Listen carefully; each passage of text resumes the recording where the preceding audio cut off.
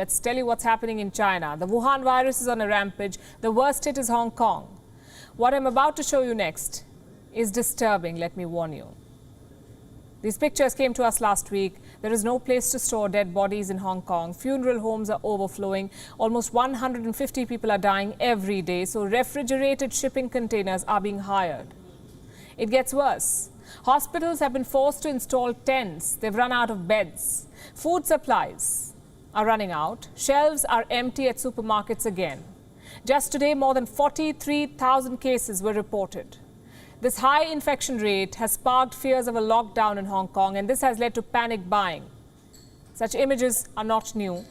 This was a frequent sight, remember, in 2020 and 2021 during the first and the second waves. The world did not have vaccines then, not enough vaccines last year. Global healthcare systems were not prepared for the Wuhan virus outbreak. They did not have the capacity to deal with a virus that multiplies so quickly. Across the world, the situation is better now, thankfully. But that list does not include Hong Kong.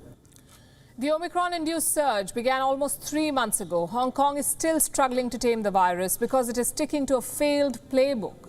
I'm talking about zero COVID. China still continues to stick with the same policy, the policy of mass testing and lockdowns. When the first cases were tested in December, Hong Kong ordered its first round of mass tests.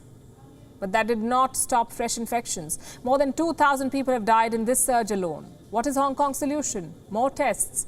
Hong Kong has a population of more than 7 million.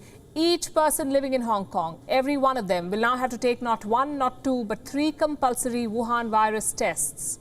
The move was widely criticized. Reports say the local administration is rethinking the decision. Hong Kongers are furious. Here's what one of the residents said. They're making it impossible to live here. It's ridiculous what's going on. It's like the blind leading the blind. The rules change every day. Hong Kong's outbreak is spreading to the mainland. New infections are rising rapidly in China. Today, the country reported its biggest one-day spike since the 2020 Wuhan outbreak, the biggest in 2 years almost. More than 500 new cases were found. Omicron has now been identified in nearly a dozen cities in China. This includes Shanghai, Xi'an, Suzhou, Qingdao and Wenzhou. Just this weekend, 17 out of 31 provinces of China reported new infections. That's what China is officially reporting. Let me repeat that. The actual numbers could be very different, much higher perhaps. Earlier, China had claimed that it had vaccinated 80% of its population. If that is the case, why is Beijing failing to tame new outbreaks? The simple answer would be Chinese vaccines are not working. Chinese shots are ineffective against the virus from China. But there is a deeper reason, some say, behind China's failure. And the reason is this. China is still relying on a failed model to fight the pandemic. China's vast hospital network still remains vulnerable. Beijing may build hospitals quickly and use it as a propaganda video. But not all of these are equipped to handle a Wuhan virus surge.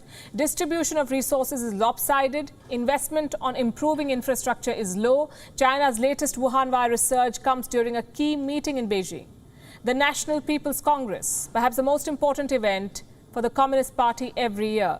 The Chinese leadership sets targets for itself at this gathering. The Omicron outbreak has barely found a mention so far. That should tell you about China's priorities. And as long as that remains the case, the world will remain vulnerable to more outbreaks from China. WION is now available in your country. Download the app now and get all the news on the move.